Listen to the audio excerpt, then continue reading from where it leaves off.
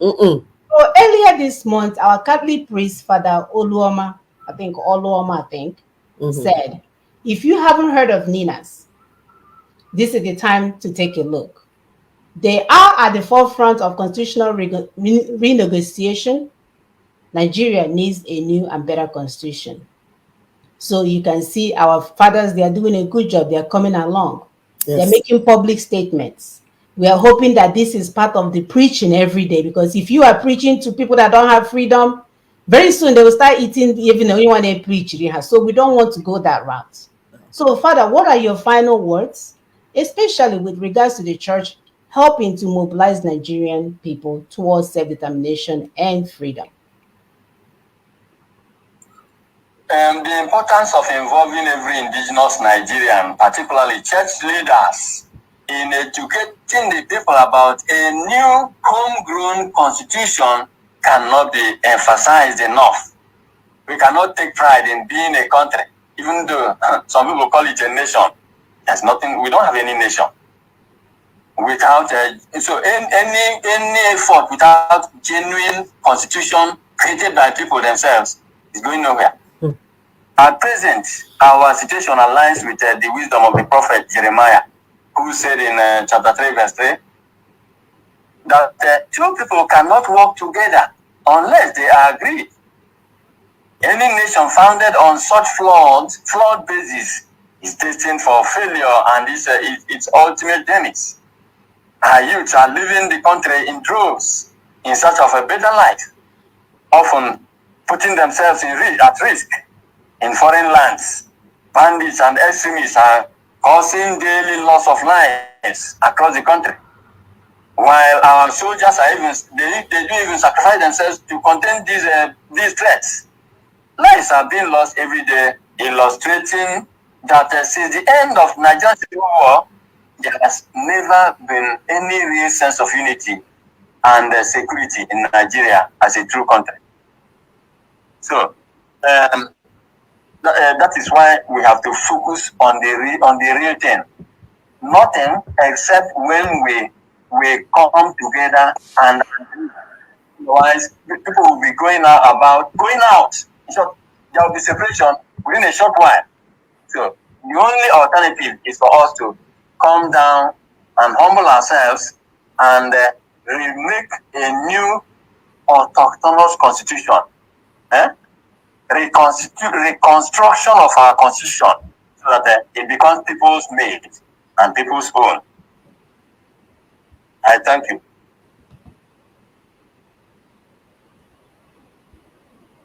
Thank you very much, Father. I like when you said that the people have to come and make constitution. And when we are talking about constitution, people want to ask, constitution, constitution. Just like he says, constitute. That means we have not met. Because when we say the people, we are not talking about individuals that are walking up and down with their boyfriends and girlfriends saying that they are politicians. We are talking about the owners of the land, the people, when we call the indigenous peoples. I like the way somebody could say the micronations. The micronations, that means it has to start from down. Constitution making is starting from down to up. The fact that the system is failing means that the owners of the land did not decide how the system will be run. It's just simple. All the stress you're seeing is because the owners of the land, the people that own the thing, are not the one deciding how the thing will be managed.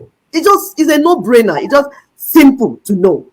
And that's why our father this morning, Father Ugu, is saying that except the owners of the land decide and say, this is how we want this union, this is how we want it to be constituted, this is how we want the arrangement, and this is how we want it to be managed, before they bring in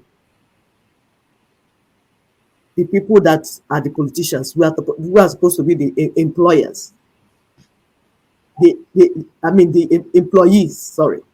The employers are the people, the owners of the land. They employ the politicians and tell them what to do. That is why it's called democracy. That means the people are deciding. But in the case where it's turned upside down, that is the politicians that are saying what needs to be done. It's like upside down existence, and that will never work, because you're putting the cart in front of the horse. There's no movement. You're not going anywhere. So I like that you called out people, broke it down for our people, because when you hear the people don't understand, what it means that, okay, we need to teach the people. And who are in the best position to teach the people? The religious leaders. Because when we say church leaders, it's not just church. We're talking about all the religious leaders. Because there will not be any spiritual health or progress if you are living inside dungeon, a forest of 1,000 demons, like Tony Nadi said. He said Nigeria is a forest of 1,000 demons. There won't be any well-being. You will be wrestling with demons all the days of your life, and that cannot be the will of God. No, it's impossible. That is not why we're here. So thank you so much, Reverend. Despite all the technical difficulties, we're able to put something through. We thank our people. We can see your comments. We can't call your name now because we're trying to do many things at the same time, but we'll see your comments. We'll check through. I check to see if you have questions. And if you want to call us in, Samuna, please, the number, can we display our number in case there's anyone that wants to call in to maybe greet Reverend, or make contribution or ask question? The number is +1 979 488 9034. The number again is +1 979 488 9034. Please call in to make your own contribution. Say one or two things so that we'll know that Father will know that you understood what he taught, what he said. Because and then you comment. I don't know if there's any comment in the background. I checked before and I didn't see whether there are questions. Samuna, can you see any comments? No, it was just, good job. Thank you for the Sylvester sisters. You're doing a good job. So we've addressed the other ones. Okay. That's what we'll continue to do. The good thing about what we're doing is that we are not in a rush to get to the destination. We're here to make sure we go through the right process to get to the destination. That's the difference. So we are not trying to take any Appian way. We are patient, we are consistent, we are persistent, because we are talking about the future of our children. We keep telling you guys on this show that nobody that is giving birth to any child should not be politically aware of what's going on, because it's the policies that will destroy you. It's the policies that people will make, whether in an international, at the international level or local level, that will destroy you. So you don't get to now be one-sided and say, "Oh, I want more politics. I'm a church. I sing God's song every day." You have to be politically informed. You don't have to be the politician, but you have to be politically informed so that they won't take you for the ride. So that someone will not come and tell you, if you don't get PVC, you cannot come to the church. You should keep it moving. There's so many ways you can pray to God. If you can try to be a good person Sunday through Sunday, like really work hard to be honest in your ways, kind, loving, and do it Sunday through Sunday, there is no bigger religion than that. It's not a matter of where you show up to come and sing and do and wear new clothes. No, be good Sunday through Sunday to another human being. And I think I will sign off on it that you make it to heaven. We can start charity from home. Start with your neighbors, your widows that have not eaten. Give them first before you start giving to anybody else. Think about them first before you start thinking about anywhere else. That's heaven right there. There's no greater heaven than that. So, Father Sylvester, thank you so much. We appreciate your presence this morning. And our people, we thank you. We'll continue with our campaign. We are not ending. So if anyone knows what to do to make this information reach the ears of the people that it needs to reach, we need to be on it, like so on it. Because the more informed we are, the better we can make our decisions that will be favorable for us, right? So please, if you know how to do this, God has already helped us to have our people in organizations, in churches. We already gathered. All we need to do is to send the right information to the ears of those people, and then we're good to go, so that they won't think we are, we are not doing things the old way. We're doing things the right way, because we have a place that we are going to. So thank you so much. Brother Tony says, in the aftermath of the ill-advised and ill-fated 2023 presidential election, excuse me, many now ask, what is the way forward? The answer to that question is that we must now embrace and enforce the 5-point proposition of the NINA's constitutional force majeure. Nigeria must now go into transitioning arrangements for the inevitable constitutional reconstruction of Nigeria, just like South Africa did in 1990, to ease itself out of the apartheid bind. So it's a no-brainer. It's a no-brainer. If not, we'll continue to be seen as criminals. People that are already working as nurses will go and retake the exams. If you're applying for visa to come here, they will ask you to start getting a swap of your anus. Because somebody already jacked you up. So the right thing must be done. God is already on our side. We just need to do the right thing and move forward. And like this, are you there? I can see your mouth moving. Me? Oh, okay. Yes. Yeah. So there's something that Daffy wrote, because sometimes it's not blame game, and we are trying to say we have an assignment to do to mobilize the people.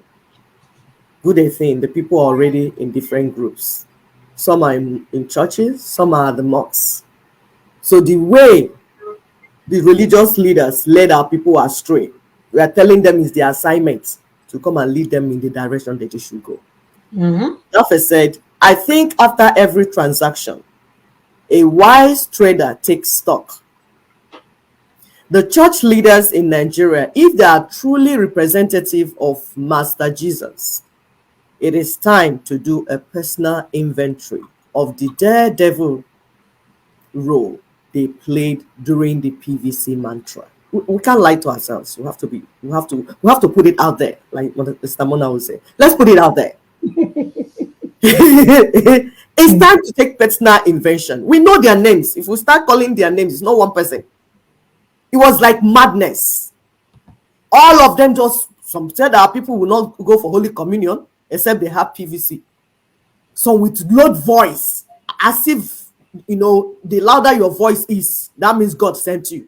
Some we are seeing vision. It's as if God sent out, God allowed the spirit of light to be dispersed in the church. This thing did not have, we have videos to show. So we're not talking about one priest or one random pastor. No, we're talking about all of them. So I'm reading the comment. I continue to read. He said, the church leaders in Nigeria, if they are truly representative of Master Jesus Christ, it is time to do a personal inventory of the daredevil role they played during the PVC mantra.